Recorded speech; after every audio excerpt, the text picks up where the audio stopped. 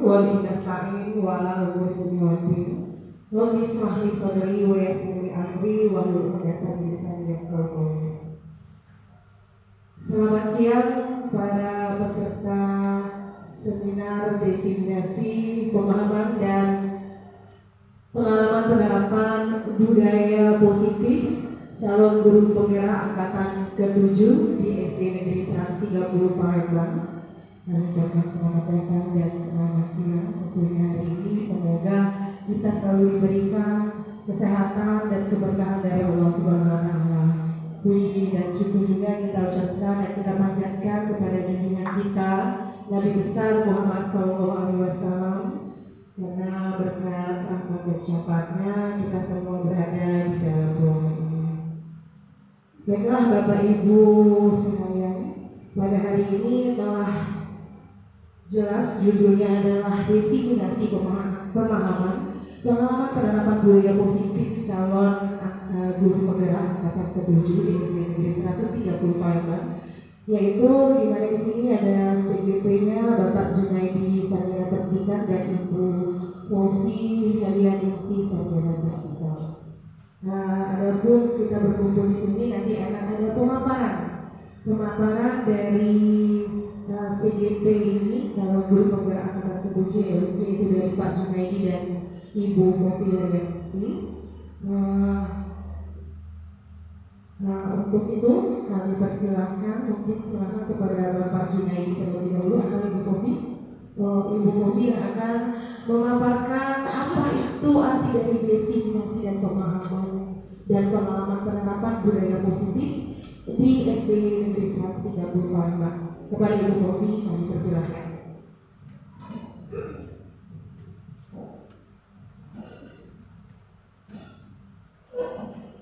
Ya, terima kasih.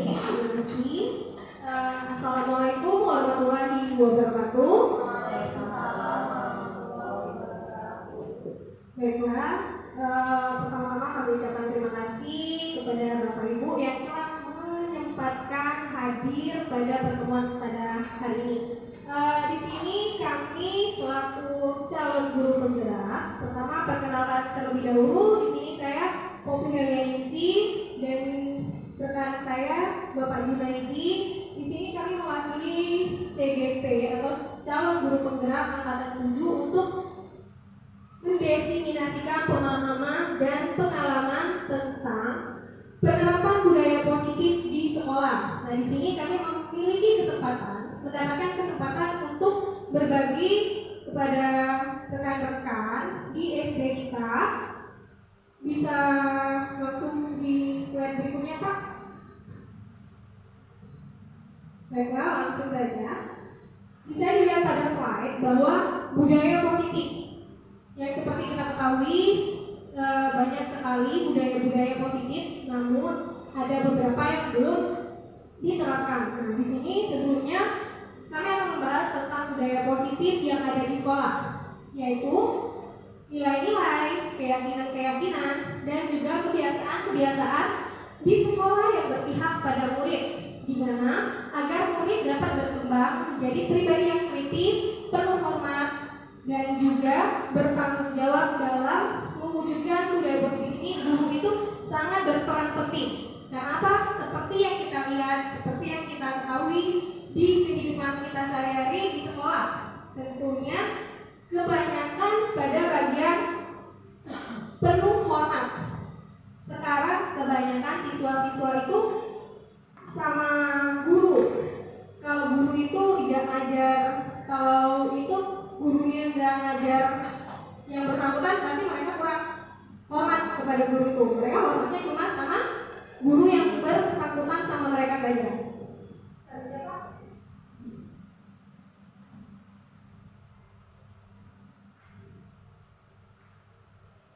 Baiklah, tadi budaya positif. Nah, di budaya positif itu ada bagian restitusi, di mana restitusi itu adalah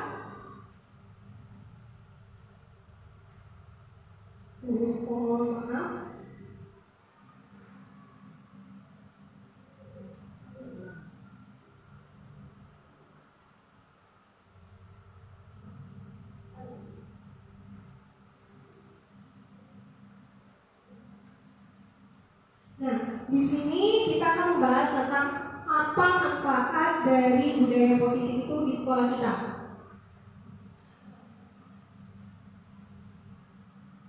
Nah, dapat dilihat di sini bahwa ada beberapa manfaat yang dapat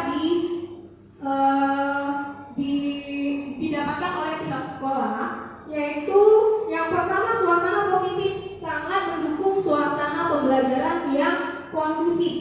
Jadi, misalnya suasana itu kita dalam kelas bisa menerapkan budaya positif, kemungkinan besar dalam proses pembelajaran kita akan kondusif, sehingga siswa yang tadinya tidak mendengarkan, apabila kita menerapkan budaya positif itu mungkin mereka dapat mendengarkan kita.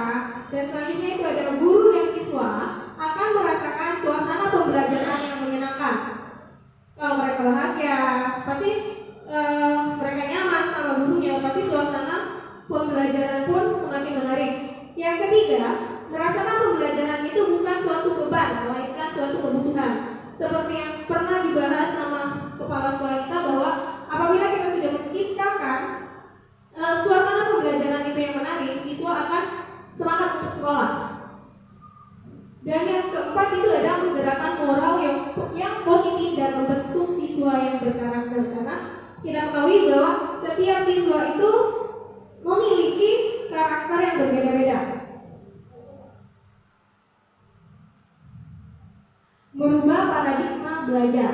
Nah, di sini yang kami pelajari selama beberapa bulan yang lalu, bahwa menurut Ki Hajar Dewantara, pendidikan itu bertujuan untuk menuntun segala kodrat yang ada pada anak, agar mereka dapat mencapai keselamatan dan kebahagiaan yang setinggi-tingginya, baik sebagai manusia maupun sebagai anggota masyarakat.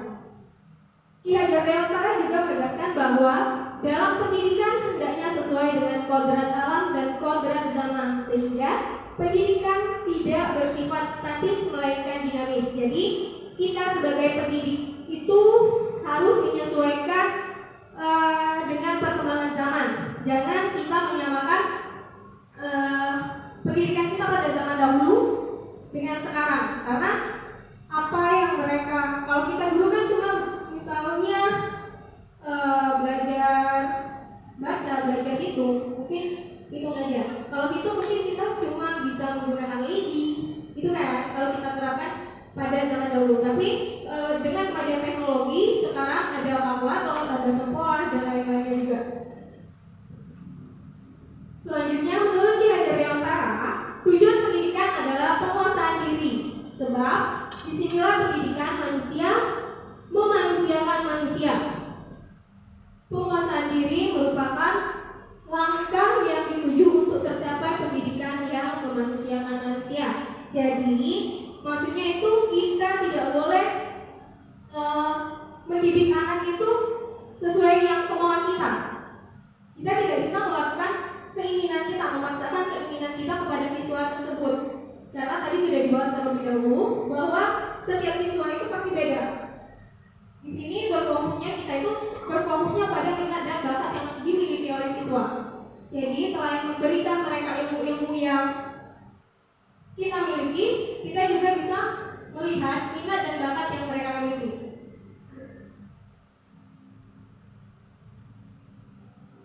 Nah, selanjutnya itu ada 5 kebutuhan dasar manusia. Yang pertama itu, kita sebagai manusia itu kebutuhannya yang pertama bertahan hidup, yang kedua merasa diterima dan dikasih sayangi, yang ketiga kesenangan, keempat kebebasan, dan juga kelima itu penguasaan.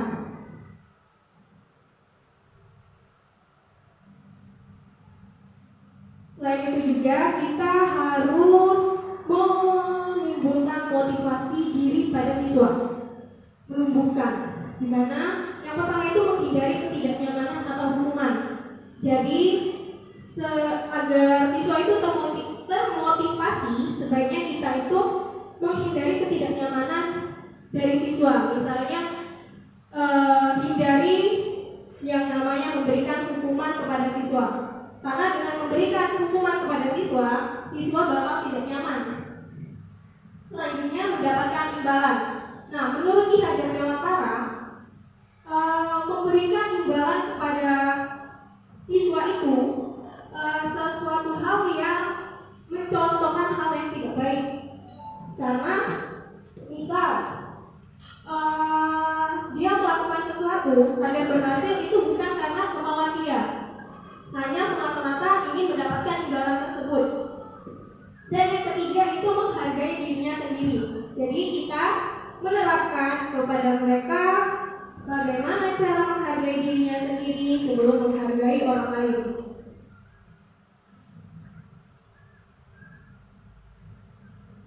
Selanjutnya itu dapat kita lihat bahwa ada tentang disiplin positif, di mana salah satunya dengan cara penerapan yang bertujuan untuk menumbuhkan kesadaran serta membudayakan diri untuk melakukan sesuatu tanpa imbalan dan juga ancaman hukuman. Jadi kita harus menimbulkan sesuatu itu pada diri siswa itu sesuai dengan kemauan mereka sendiri. Jangan sampai misalnya kita kamu besok sekolah, kalau nggak sekolah kamu bakal dapat hukuman. Kalau nggak hukuman, kalau kamu besok sekolah nanti dikasih hadiah. Kebanyakan masih kayak gitu kan ya Bu ya? Iya.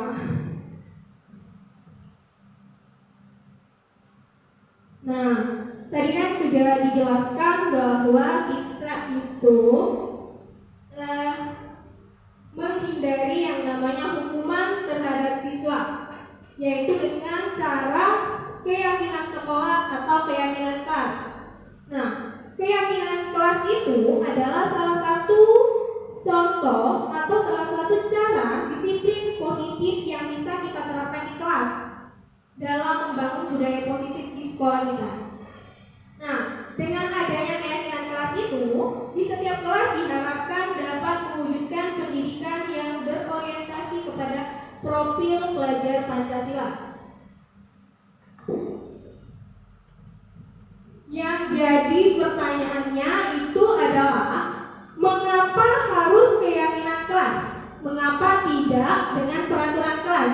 Karena selama ini kita tahunya peraturan kelas, bukan keyakinan kelas. Bisa dilihat pada slide selanjutnya. Perbedaan antara peraturan kelas dan keyakinan kelas adalah pada poin pertama,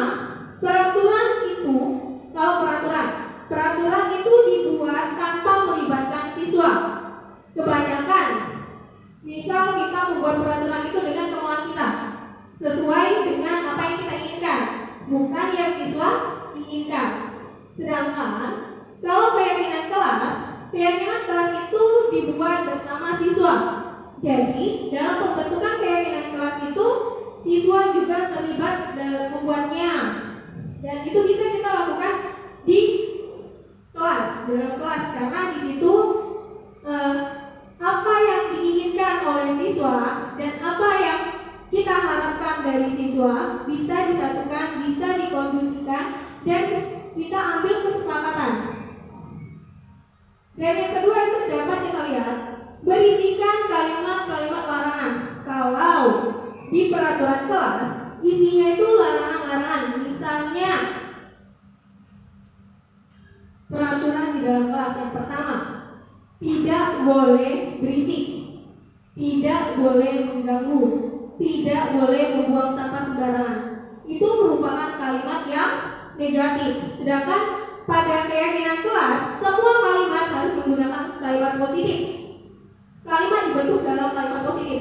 Nah, jadi misalnya contohnya itu, misalnya yang tadinya pada peraturan kelas dibuat tidak boleh berisik. Nah, diubah menjadi siswa diharapkan tenang. Misal, tidak boleh membuang sampah sembarangan. Diubah menjadi buanglah sampah pada tempatnya. Jadi kalimatnya pada keyakinan kelas itu tidak boleh menggunakan kalimat yang negatif. Dan yang ketiga, kalau pada peraturan kelas itu adanya konsekuensi dan hukuman. Sedangkan tadi bahwa kita kalau bisa tidak boleh memberikan hukuman kepada siswa, sehingga diganti menjadi kalau di keyakinan kelas tidak ada konsekuensi, penanganan masalah melalui restitusi.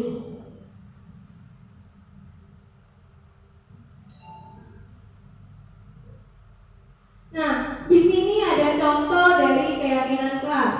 Misalnya keyakinan kelas pada kelas 4A. Yang pertama itu ada meyakini untuk saling menghargai. Jadi semua siswa harus saling menghargai satu sama lain. Dan yang kedua, tanggung jawab dan disiplin menjalankan piket kelas. Jadi tidak ada kalimat yang negatif. Menjaga kerapian dan kebersihan kelas, belajar dengan sepenuh hati dan juga berpakaian rapi sesuai dengan aturan yang ada, menggunakan atribut yang lengkap. Mungkin itu saja yang dapat saya sampaikan. Nanti akan dilanjutkan lagi sama Pak Junaidi. Apabila ada yang kurang jelas nanti boleh sesi tanya jawab ya Bu Nasi ya.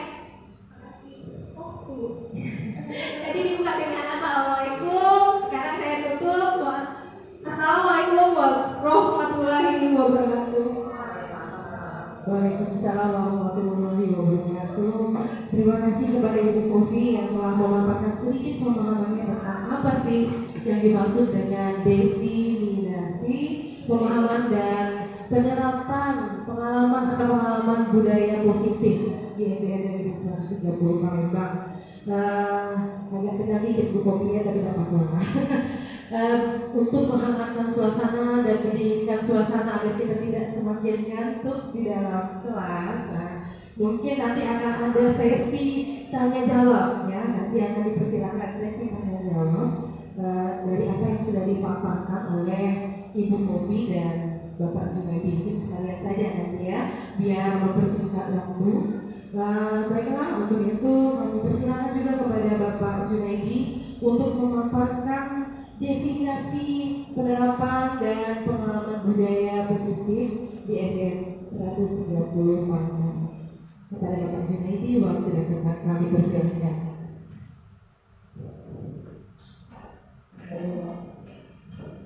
Terima kasih Ibu MC yang sudah memberikan kesempatan kepada saya. Baiklah Bapak Ibu sekalian, ya, saya akan melanjutkan tentang budaya positif, ya. Judulnya diseminasi pemahaman dan pengalaman penerapan budaya positif dalam guru negara angkatan 7. Lalu yang selanjutnya adalah 5 posisi kontrol. Ya. Di sini yang pertama adalah penghukum. Lalu yang kedua adalah pembuat merasa bersalah. Yang ketiga adalah teman. Yang keempat memantau dan yang kelima manajer. Penghukum. Nah, di sini penghukum pertama posisi kontrol penghukum. Seorang penghukum bisa menggunakan hukuman fisik maupun verbal.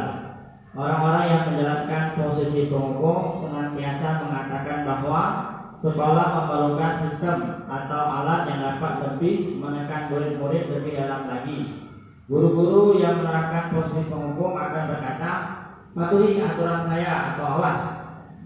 Ciri khas penghukum adalah nada suara tinggi, bahasa tubuhnya, mata melotot, dan jari menunjuk-nunjuk atau menghapik. Lalu pembuat merasa bersalah. Pada posisi ini biasanya guru atau orang tua akan bersuara lebih lembut. Membuat rasa bersalah akan menggunakan keheningan yang membuat orang lain merasa tidak nyaman, bersalah atau rendah diri. Kata-kata yang keluar dengan lembut akan seperti, Bapak sangat kecewa sekali dengan kamu. Ciri khas membuat merasa bersalah adalah nada suara memelas, halus, sedih, bahasa tubuh merapat pada anak, lesu. Ketiga adalah posisi kontrol teman.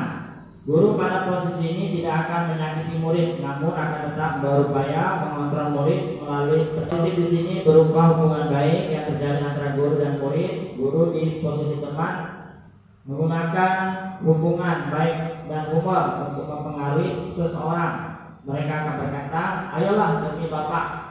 Berdampak positif dari posisi kontrol teman adalah bila suatu saat guru tersebut tidak membantu, maka murid akan kecewa dan berkata, saya pikir Bapak adalah teman saya. Murid sedikit dikecewakan dan tidak mau lagi berusaha. Hal lain yang mungkin timbul adalah murid hanya akan bertindak untuk guru tertentu dan tidak untuk guru lainnya. Murid akan tergantung pada guru tersebut. Posisi kontrol pemantau. Memantau berarti mengawasi. Pada saat kita mengawasi, kita bertanggung jawab atas perilaku orang-orang yang kita awasi.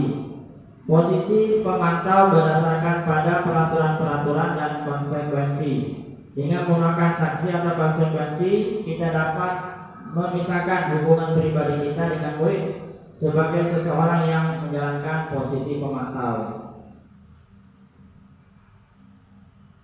Yang seterusnya adalah yang kelima, posisi kontrol manager. Posisi kontrol manager, posisi terakhir ini adalah manager, yaitu posisi di mana guru berbuat sesuatu bersama dengan murid, mempersilahkan murid mempertanggungjawabkan perilakunya, mendukung murid agar dapat menemukan solusi atas permasalahannya sendiri. Seorang manajer telah memiliki keterampilan di posisi teman maupun pemantau, dan dengan demikian bisa jadi di waktu-waktu tertentu kembali kepada kedua posisi tersebut bila diperlukan. Namun bila kita menginginkan murid-murid kita menjadi manusia yang merdeka, mandiri dan bertanggung jawab, maka kita perlu mengacu kepada restitusi yang dapat menjadikan murid kita sebagai seorang manajer bagi dirinya sendiri.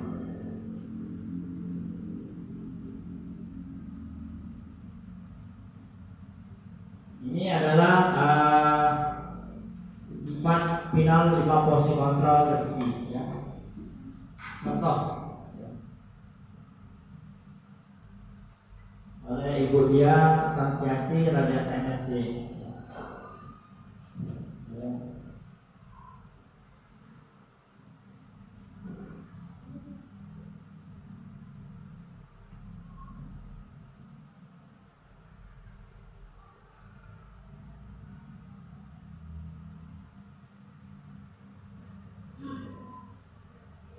Bisa dilihat oleh Bapak Ibu, ya, ini videonya. Lima posisi kontrol dalam revisi, ya. Pada video ini kita akan membahas tentang 5 posisi kontrol yang dikembangkan oleh Dean Doxen dan contoh penerapannya.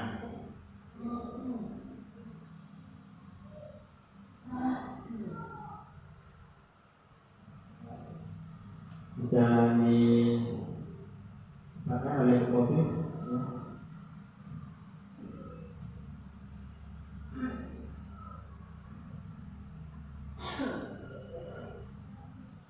Dapat melihat bagaimana posisi kontrol tersebut, posisi pemukul. Ini contoh penerapan budaya positif, ya, posisi kontrol.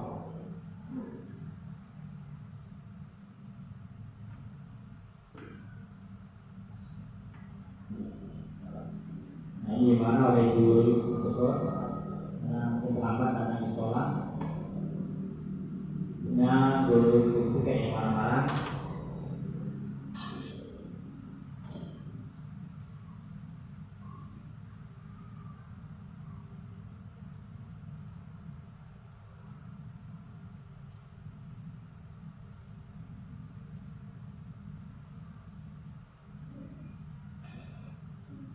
Sudah berapa kali terlambat kata ibu guru ini, ya.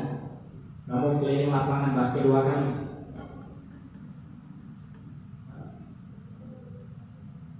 Ibu guru ini memberikan hukuman kepada murid tersebut, ya, tanpa menanyakan, ya, anak tersebut sanggup atau tidak untuk melakukan hukuman tersebut, ya.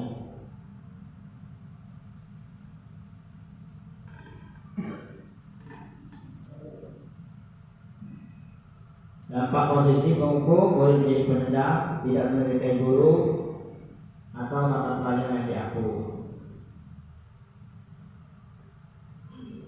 Lalu posisi perempuan merasa bersalah, anak tersebut merasa bersalah atas perilaku tersebut, ya.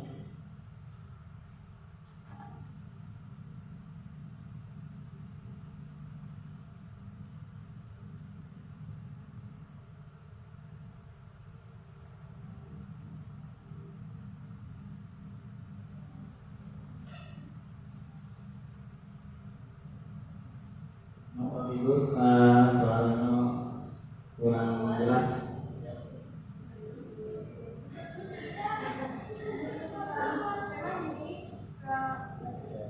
Baiklah, saya akan membantu sedikit menjelaskan bahwa di sini yang membedakannya itu adalah nada suara yang disampaikan oleh gurunya. Tadi pada penghukum, nada yang diberikan oleh guru tersebut kepada siswa itu dengan melotot, membentak dengan suara yang tinggi. Sedangkan pada posisi kontrol kedua ini,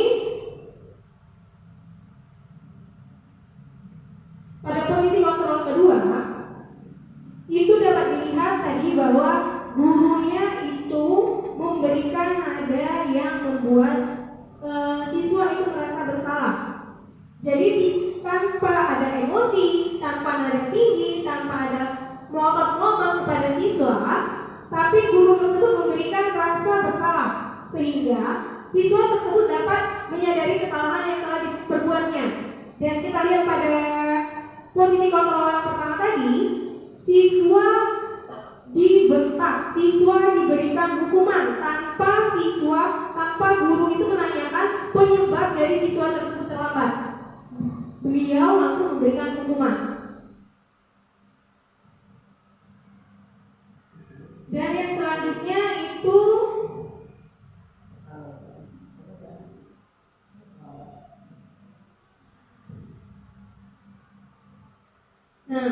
pada posisi teman, tadi sudah dijelasin sama Pak Junaidi bahwa kalau pada posisi kontrol teman itu gurunya apa tadi Pak? Iya, jadi gurunya itu berperan sebagai sahabat dari siswa tersebut. Jadi guru menanyakan apa penyebabnya di anak tersebut terlambat, dan dengan cara berbicaranya pun berbeda. Karena kalau kita sesama teman biasanya ada kedekatan yang terjalin, sehingga cara berbicara pun kita berbeda.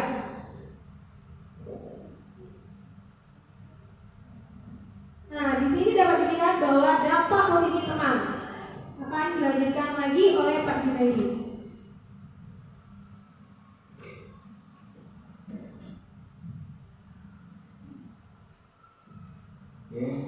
Dampak posisi teman, murid akan bergantung kepada satu orang guru tersebut, ya. Lalu ini posisi pemantau, ya, atau monitor. Guru tersebut akan memonitor anak tersebut, ya.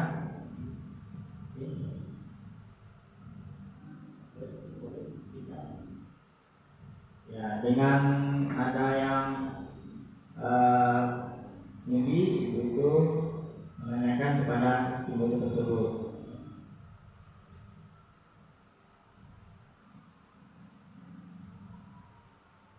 Ini dampak posisi pemantau. Murid akan menghitung konsekuensi dan hadiah tanpa memahami sepenuhnya, ya. Lalu posisi manajer,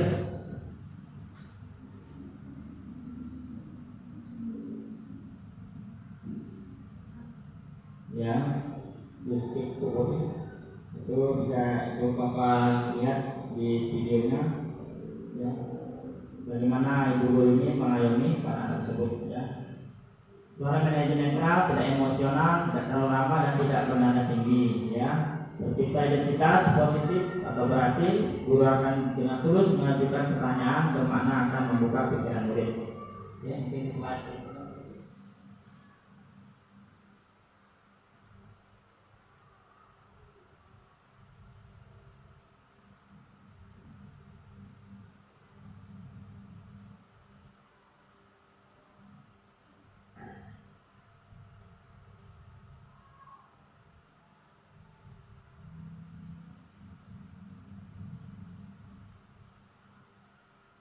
Ini adalah contoh 5 posisi kontrol ya.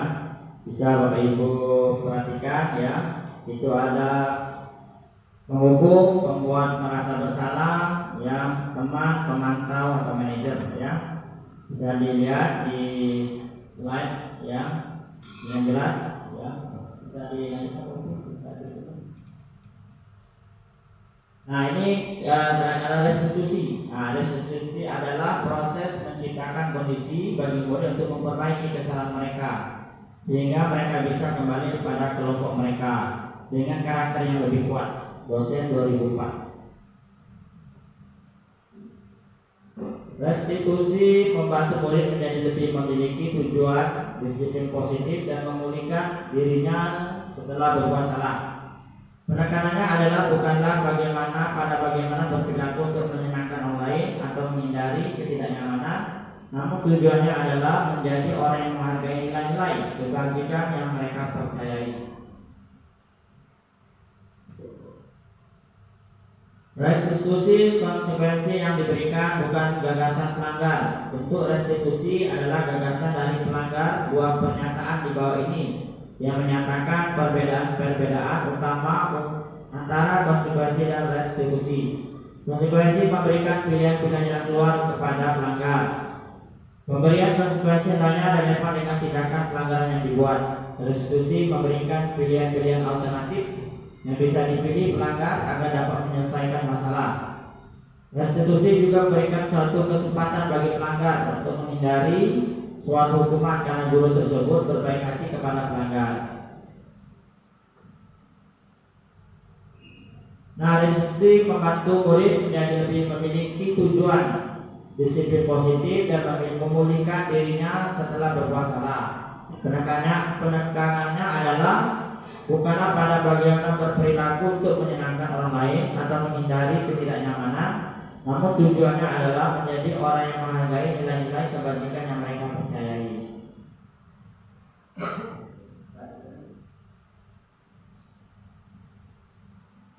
Ini adalah segitiga restitusi ya. Saya Bapak Ibu lihat ya, berbentuk segitiga. Kami tentu punya alasan mengapa melakukan itu, lalu keyakinan kelas apa yang telah kita sepakati, kamu ingin menjadi orang yang seperti apa, adakah cara yang lebih efektif untuk mendapatkan apa yang kau butuhkan.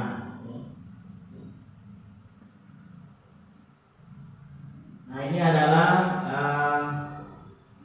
salah satu contoh budaya positif ya di SD kita, SD 120 Palembang, yaitu di kelas 2A ya.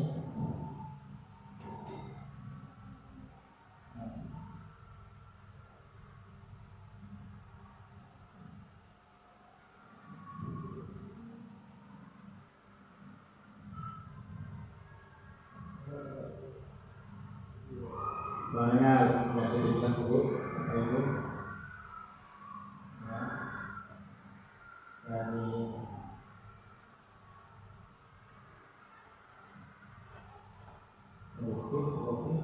misalnya dia ini membuang sampah di kelas ya ketika jam pelajaran.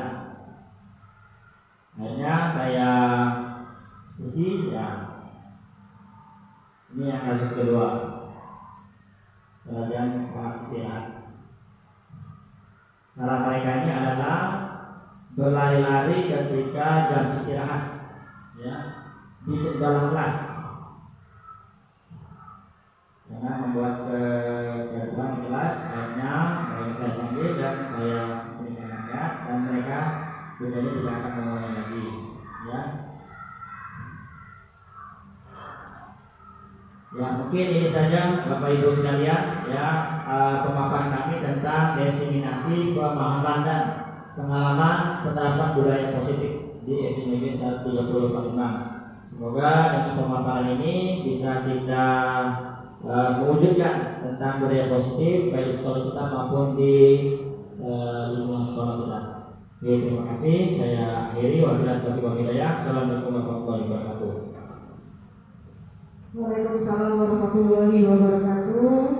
Terima kasih kepada Bapak Junaidi yang telah memaparkan sedikit pemaparannya tentang pemahaman diskriminasi dan pengalaman penerapan budaya positif di SDN 130 Palembang.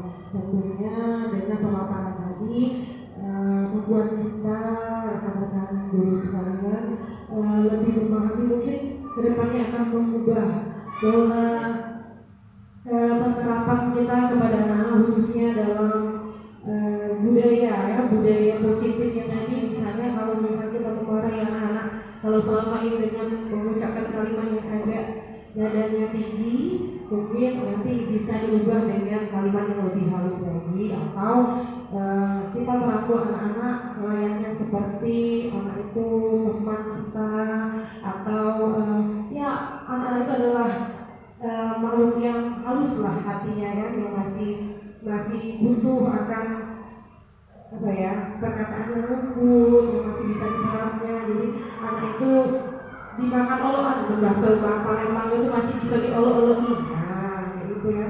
Terima kasih Bapak Jun, banyak sekali ibu yang telah disampaikan pada pemaparan hari ini. Mungkin ada sesi tanya jawab, sekalian saya buka untuk sesi tanya jawab kepada rekan-rekan sekalian yang ingin menanyakan.